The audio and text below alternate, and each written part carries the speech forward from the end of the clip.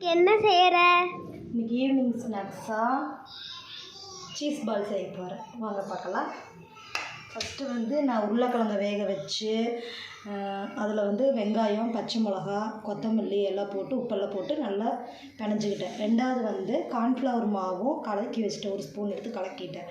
இன்னொரு பக்கம் bread crumbs போட்டு இந்த உருண்டையில் பிடிக்கும்போது அதுக்குள்ளே சீஸ் வச்சுட்டு அந்த சீஸை உருண்டை பிடிச்சி வச்சுக்கணும். இப்படி உருண்டையாக பிடிச்சி வச்சுக்கணும். வச்சுட்டு இந்த கார்ன்ஃப்ளவர் மாவில் டிப் பண்ணிவிட்டு அந்த ப்ரெட் க்ரம்ஸில் போட்டு எடுத்து இப்படி வச்சுருக்கிறேன். இப்போ கடாயில் எண்ணெய் ஊற்றிக்கலாம். உங்களுக்கு பொரிக்கிறதுக்கு தேவையான அளவுக்கு எண்ணெய் ஊற்றிக்கிட்டேன். நெக்ஸ்ட்டு எண்ணெய் காயிட்டும். எண்ணெய் காயிட்டும்.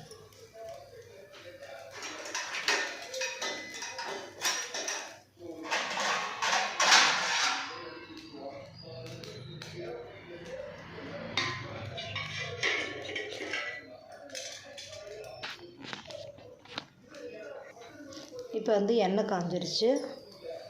இப்போ ஒவ்வொரு பாலாக போட்டுக்கலாம். போடும்போது ஸ்பீடாக வச்சுக்கிட்டு அப்புறம் இப்படி அடுப்பை கொஞ்சம் சிம்மில் வச்சுக்கலாம்.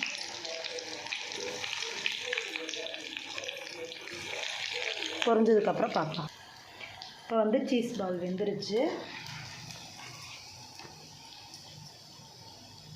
பார்த்தீங்கன்னா இந்த மாதிரி ஆகணும், பண்ணிடணும்.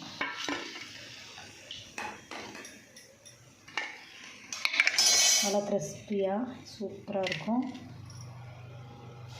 அடுத்த பேட்சை போட்டுக்கலாம்.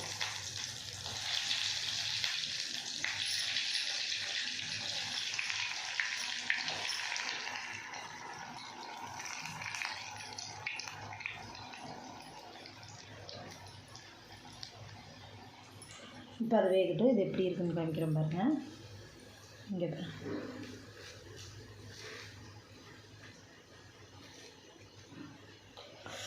சீஸ் பார்த்திங்கன்னா இப்படி ஒட்டிகிட்ருக்கும். சூப்பராக இருக்குங்களா? மெல்ட் ஆகிற வரைக்கும் நல்லாயிருக்கும்.